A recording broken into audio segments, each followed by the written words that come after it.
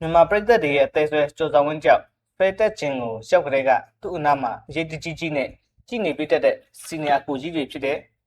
ဝမ်ဒူကင်နဲ့နက်ခရော့တို့ပဲဖြစ်ကြပါတယ်။သူတို့၃ယောက်ရဲ့တန်ရောစဉ်ကတော့ပရိသတ်တွေကြားမှာအမြဲတမ်းပြောစမှတ်တွင်နေရတယ်လို့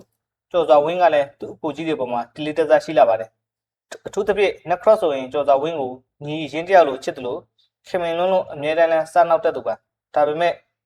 လူတိုင်းမှာအနေချက်ဆိုတာရှိစမြဲဖြစ်တယ်လို့နက်ခရော့ရဲ့အကြီးမားဆုံးအနေချက်ကတော့တလောကလုံးကသိထားကြတဲ့အတိုင်းပဲဇနီးတဲ့ကိုကြောက်ရခြင်းပဲဖြစ်ပါတယ်။နက်ခရော့ရဲ့ဇနီးတဲ့ကသူ့ယောက်ျားကိုတငယ်ချင်းတွေနဲ့အပြင်ထက်လေတာပျော်ပါတာတွေခွင့်ပြုထားပေမဲ့စီကံတစ်ခုကတော့တိတိကျကျရှိနေပါတယ်။အဲ့ဒါကတော့ညမနက်စေပဲအချိန်မှအိမ်ပြန်လာဖို့ပါပဲ။တကယ်လို့သတ်မှတ်ထားတဲ့အချိန်နဲ့နောက်ကျသွားပြီဆိုရင်တော့နက်ခရော့အတွက်အိမ်ထဲဝင်မှုလမ်းစာကတော်တော်လေးကိုခက်ခဲသွားတတ်ပါတယ်။အရင်ကလည်းအချိန်မှန်လို့အခန်းတကာအပိတ်ခံရပြီးအပြင်မှာအိတ်ခဲရတဲ့အချိန်ပေါင်းကလည်းမနှဲတော့ပါဘူးအခုတစ်ခါမှလည်းအပြက်ကနက်ခရော့တယောက်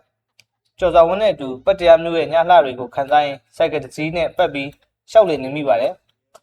ညီကိုတွေပျော်စရာကောင်းနေကြတာကြောင့်အချိန်တွေကုန်လွန်သွားတာကိုသတိမထားမိပဲညကအတော်လေးနှက်သွားခဲ့ပါတယ်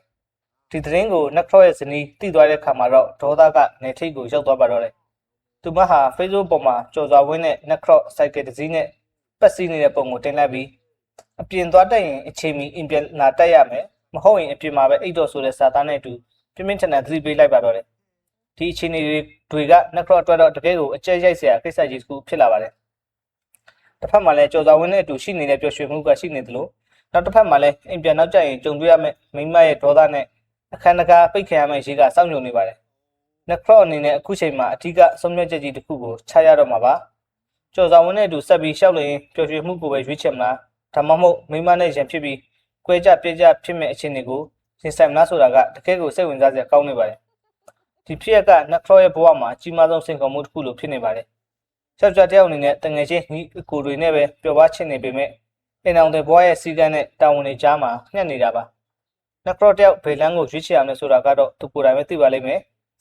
ဒါပေမဲ့ပြည်သက်တွေကတော့နက်ခရော့ကြီးအပြင်မှာအိမ်မနေရဖို့နဲ့မိမနဲ့လည်းအဆင်ပြေပြေဖြစ်ပါစေကြောင်းဆုတောင်းပေးကြမှာပါမမကြောက်တဲ့နက်ခရော့တယောက်ဒီအခက်ခဲကနေဘလို့ရုံးထွက်မလဲဆိုတာစောင့်ကြည့်ရမယ့်ကိစ္စတစ်ခုဖြစ်လာပါပြီ